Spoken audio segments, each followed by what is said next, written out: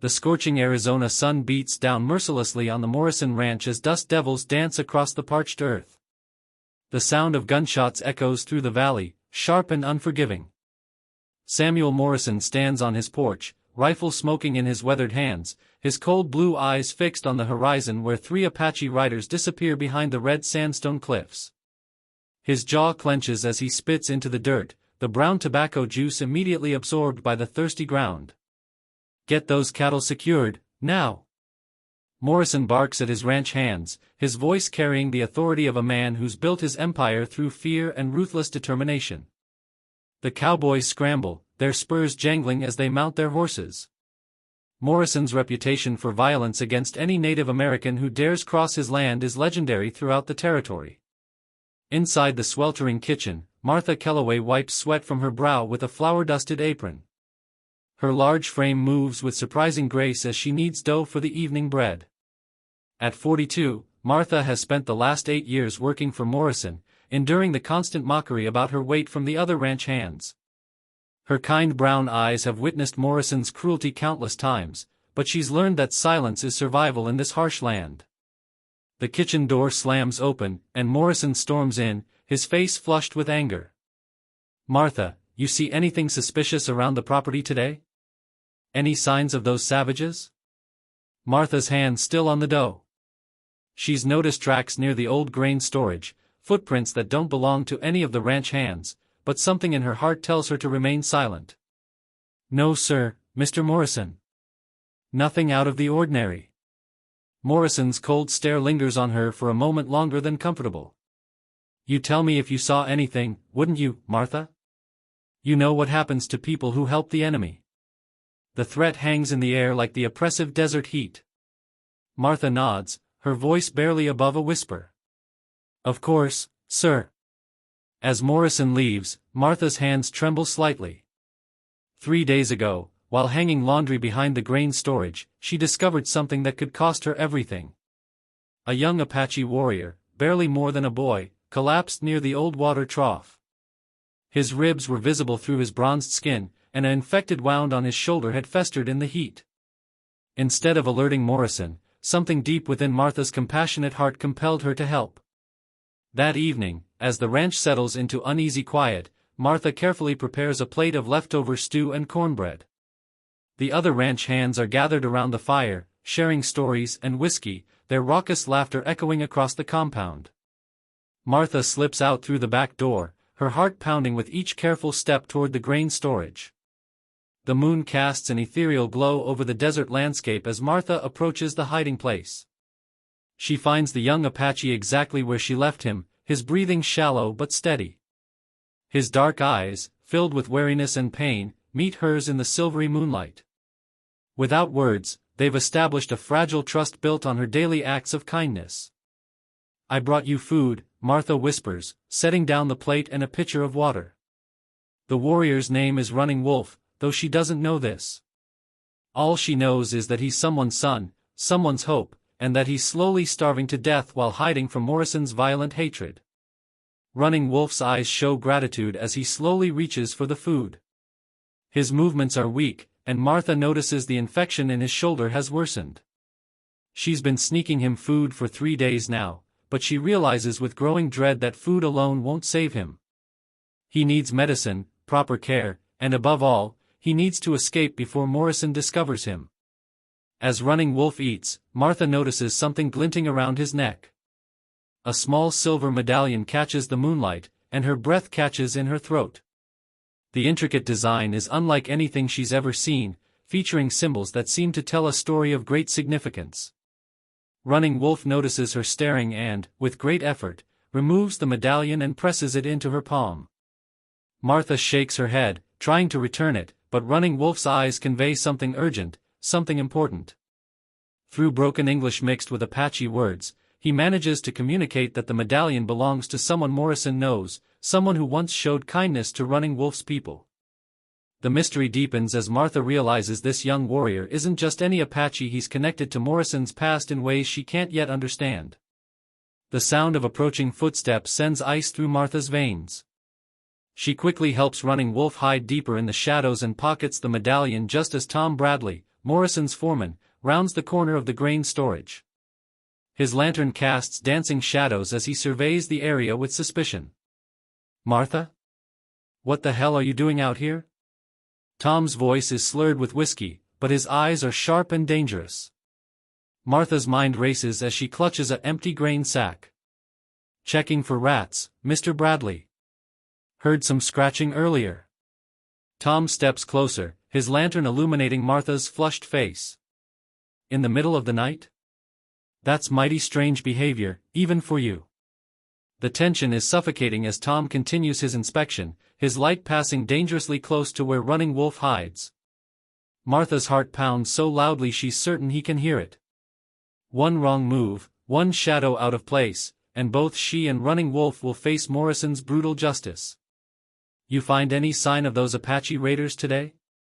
Tom asks casually, but Martha detects the underlying test in his question. Morrison has clearly instructed his men to watch everyone carefully. "No sir, nothing at all," Martha replies, her voice steadier than she feels. The medallion seems to burn in her pocket as she realizes she's now complicit in something far bigger than simply feeding a hungry person. This medallion connects Running Wolf to Morrison's past, and Martha senses that this connection might be the key to either salvation or destruction. Tom's lantern sweeps the area one final time before he grunts with dissatisfaction. "Get back inside, Martha." Morrison doesn't like his help wandering around after dark. Especially not now, with those savages getting bold. As Tom disappears into the night, Martha waits several agonizing minutes before checking on Running Wolf. He's unconscious now, his fever having worsened dramatically. The infection is spreading, and Martha realizes with growing horror that he may not survive another day without proper medical attention. She makes a decision that terrifies her to her core. Tomorrow, she'll have to find a way to get medicine from the town doctor without arousing suspicion. But more importantly, she needs to understand the significance of the medallion and its connection to Morrison. Something tells her that this mysterious link between her employer and the dying young Apache warrior holds the key to a truth that could change everything. As Martha returns to the ranch house, the medallion heavy in her pocket, she doesn't notice the figure watching her from the shadows of the main house. Morrison stands at his bedroom window, his face unreadable in the darkness, having observed the entire exchange with Tom Bradley. His fingers unconsciously touch a spot on his chest where, beneath his shirt, an identical medallion rests against his skin, a medallion he's hidden from the world for 15 years, along with the secret of how a young Apache brave once saved his life during the worst blizzard in territorial history. The stage is set for a confrontation that will force Morrison to confront not only his buried past but also his understanding of honor, humanity, and the price of hatred. Martha, unknowing of the storm she's about to unleash, prepares for what may be her final act of compassion, unaware that her simple kindness is about to reveal secrets that could either destroy them all or offer an unexpected path to redemption in the unforgiving landscape of the American frontier. Dawn breaks over the Morrison ranch with an ominous red glow, the kind of sunrise that old-timers say foretells trouble. Martha barely slept, her mind consumed with worry about Running Wolf's deteriorating condition and the mysterious medallion that seems to pulse with secrets in her apron pocket. The fever had burned through him like wildfire when she checked on him before dawn, and she knows with sinking certainty that today will determine whether he lives or dies. The kitchen fills with the aroma of bacon and coffee as Martha prepares breakfast for the ranch hands, her movements mechanical while her thoughts race. She needs laudanum for the infection, but Dr. Whitmore in town asks too many questions. Her only hope lies with Maria Santos, the Mexican woman who lives on the outskirts of town and knows the healing ways of both her ancestors and the local Apache tribes. Morrison enters the kitchen earlier than usual, his face haggard as if he too spent the night wrestling with demons. His usually immaculate appearance is disheveled, his shirt wrinkled, and Martha notices his hand unconsciously touching his chest in the same spot she's seen him favor before. There's something haunted in his pale blue eyes, a vulnerability she's never witnessed in 8 years of service. "Martha, I need you to ride into town today," Morrison says, his voice lacking its usual commanding edge. "Get supplies from Henderson's store. Take the wagon." Martha's heart leaps. This unexpected opportunity feels like divine providence. "Yes sir, Mr. Morrison. Anything specific you need?" Morrison pauses at the kitchen door, and for a moment, Martha sees something almost human flicker across his features. Just standard supplies. Take your time. No rush to get back. As the morning progresses, Martha loads the wagon with nervous energy. Tom Bradley watches her with increasing suspicion, his bloodshot eyes following her every movement. The other ranch hands whisper among themselves, and Martha catches fragments about Apache raiding party spotted near the Mexican border. The tension around the ranch is thick enough to cut with a knife. Before leaving, Martha sneaks one more visit to Running Wolf. His condition has worsened dramatically overnight. The infection has spread, creating angry red streaks up his arm, and his breathing is shallow and labored. When she touches his forehead, the heat nearly burns her palm. Time is running out. Hold on, she whispers to his unconscious form. I'm going to get help. The medallion catches the morning light as she examines it more closely. The intricate silverwork depicts a wolf running beneath stars, with symbols she recognizes as Apache but cannot interpret. On the reverse side, scratched in crude English letters, are the initials, SM, and a date from 15 years ago. Martha's blood runs cold as she realizes the implications. Samuel Morrison. The ride to town passes in a blur of dust and desperate thoughts. Martha's mind pieces together fragments of overheard conversations from Morrison's past, stories the old-timers tell about his early days in the territory, before he became the hardened man she knows. There were always gaps in those stories, periods where Morrison disappeared for weeks during harsh winters, returning changed and secretive. Maria Santos lives in a small adobe house surrounded by medicinal gardens that seem to thrive despite the harsh desert climate. The elderly woman's weathered face shows no surprise when Martha explains her urgent need for healing supplies, speaking in careful code about a sick animal hiding on the property. This animal, Maria says, her dark eyes boring into Martha's soul, it is not what it appears to be, verdad? Martha nods, tears threatening to spill. He's dying, Maria. And I think there's more to this than just helping someone in need. Maria disappears into her house and returns with a leather pouch filled with dried herbs, a bottle of tincture that smells of bitter roots, and clean bandages. The infection, it will fight these medicines, but they are strong. Ancient recipes. She pauses, studying Martha's face. Be careful, mihija. Sometimes kindness awakens sleeping dragons. The return journey feels interminable. Martha's mind races with scenarios of what she'll find when she returns. Will Running Wolf still be alive? Has Morrison discovered her deception? The medallion seems to grow heavier with each mile, its significance weighing on her conscience like a stone. As the ranch comes into view, Martha notices unusual activity. Morrison's horse is missing from the corral, and several ranch hands are gathered in heated discussion near the main house. Tom Bradley spots her wagon and strides over with purposeful urgency. Where the hell have you been? Tom demands, his face flushed with anger and something else, fear. Morrison's been asking for you. He rode out about an hour ago, heading toward the old grain storage. Martha's blood turns to ice. The grain storage. Running Wolf. She abandons the wagon and runs toward the storage building, her heavy frame moving with desperate speed across the dusty ground. The other ranch hands follow at a distance, drawn by the drama unfolding before their eyes. Martha's heart pounds with such force she fears it might burst from her chest. As she rounds the corner of the grain storage, Martha stops dead in her tracks. Morrison kneels beside Running Wolf, his rifle abandoned in the dirt several feet away. The young Apache warrior lies unconscious, his breathing barely perceptible, while Morrison examines the infected wound with gentle hands that Martha has never seen him use on any living creature.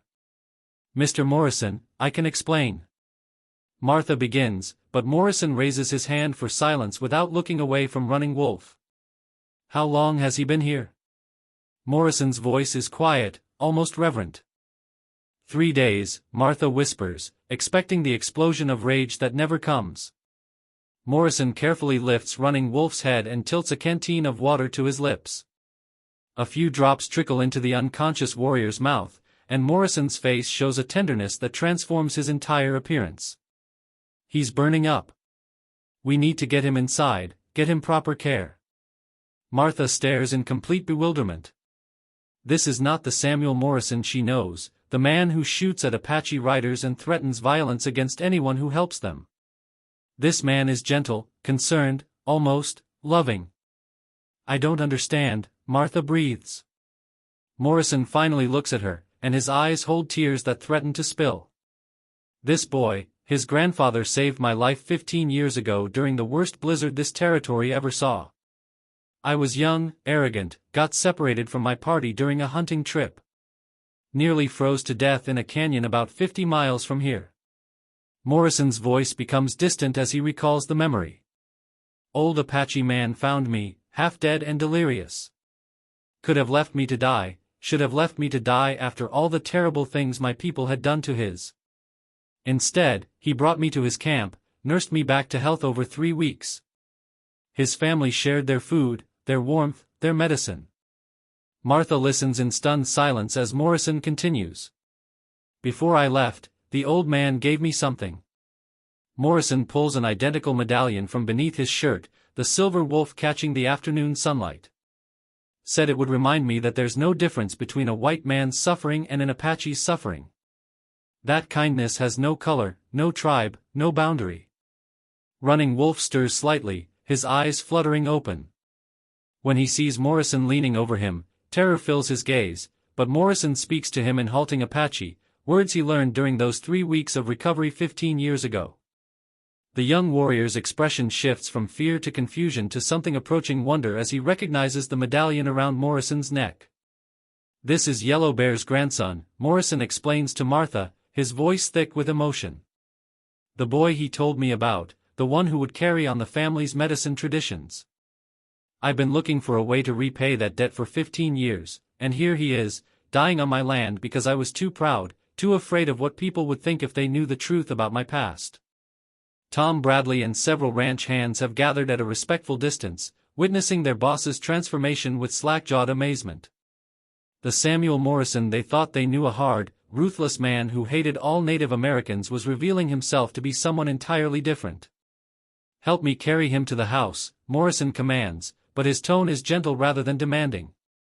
Martha, I need you to tend his wounds. Use whatever medicines you have. As they carefully lift Running Wolf, Martha produces the healing supplies from Maria Santos. Morrison's eyes widen when he sees the professional quality of the medicines, understanding immediately that Martha's trip to town was not the innocent supply run she claimed. You knew, Morrison says, not accusingly but with something approaching admiration. Somehow, you knew this was bigger than just helping a stranger. Martha's tears finally spill over as she nods.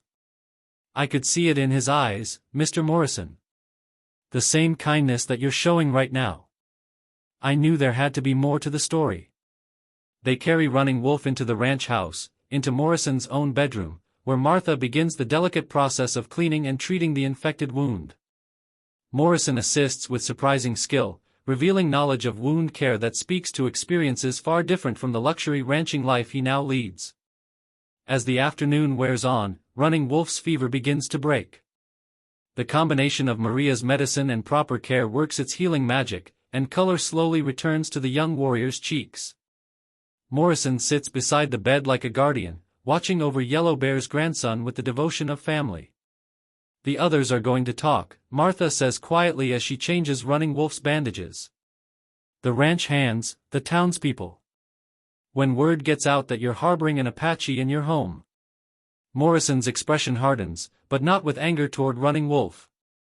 Instead, his jaw sets with determination. Let them talk. I've spent 15 years building a reputation based on fear and hatred, trying to hide the truth about who I really am. Maybe it's time people knew that Samuel Morrison owes his life to the Apache people. That evening, as Running Wolf sleeps peacefully in clean sheets with proper medical care, Morrison gathers his ranch hands around the fire. The story he tells them about Yellow Bear and the debt of honor he owes transforms their understanding not only of their boss but of the complex relationships between settlers and Native Americans in this harsh territory. Some of the men struggle with this new reality, their prejudices running too deep for immediate change. But others, seeing the genuine transformation in Morrison's character, begin to question their own assumptions about enemies and friends in this unforgiving landscape. Martha prepares a feast that night, using the best ingredients in Morrison's pantry to create a meal worthy of celebration. As she works, she reflects on the mysterious ways that kindness can unlock secrets, heal wounds both physical and spiritual, and transform hatred into understanding. 3 days later, Running Wolf is strong enough to sit up and speak. Through a mixture of English, Apache, and Morrison's rusty translation skills, he tells the story of his grandfather's final days, how Yellow Bear spoke often of the white man he saved, wondering if that act of mercy had made any lasting difference in the world. "Tell him," Morrison says to Martha, who has become the unofficial interpreter for their unusual household, "tell him that his grandfather's kindness didn't just save one life. It changed a soul. And now that soul wants to spend the rest of his years making amends for the hatred he spread." When Running Wolf is finally well enough to leave, Morrison offers him a permanent place on the ranch, not as a hidden refugee but as an honored employee. The young Apache warrior accepts, becoming the bridge between two worlds that had seemed forever divided by suspicion and violence. Martha watches from the kitchen window as Morrison and Running Wolf work side by side, repairing fences and tending cattle. The other ranch hands gradually accept this new reality, some even learning basic Apache words from Running Wolf, who teaches them about desert survival techniques passed down through generations. The transformation is not without challenges. Neighboring ranchers express outrage at Morrison's decision to employ an Apache warrior. Some threaten boycotts, others suggest violence. But Morrison stands firm, supported by Martha's quiet strength and Running Wolf's patient dignity. Months later, when drought threatens all the ranches in the territory, it is Running Wolf's knowledge of hidden water sources and desert survival that saves not only Morrison's cattle but those of his neighbors as well. Prejudice begins to crack under the weight of practical necessity and demonstrated worth. Martha, no longer mocked for her appearance, finds herself respected as the woman whose compassion started a chain of events that changed an entire community's understanding of humanity. Her kitchen becomes a gathering place where cowboys and Apache share meals and stories, where old enemies discover common ground in their struggles against an unforgiving landscape. The medallion that started it all hangs now in Morrison's office, not hidden beneath his shirt but displayed prominently as a reminder that honor transcends race, that debts of kindness compound like interest over time, and that sometimes the most unexpected reactions come from the deepest truths about who we really are beneath the masks we wear to protect ourselves from a harsh and judgmental world. In the end, Martha's simple act of sharing food with a starving stranger became the key that unlocked 15 years of hidden guilt and shame, transforming not just one ranch but an entire community's understanding of what it means to be human in a place where survival often seemed to require the abandonment of humanity itself.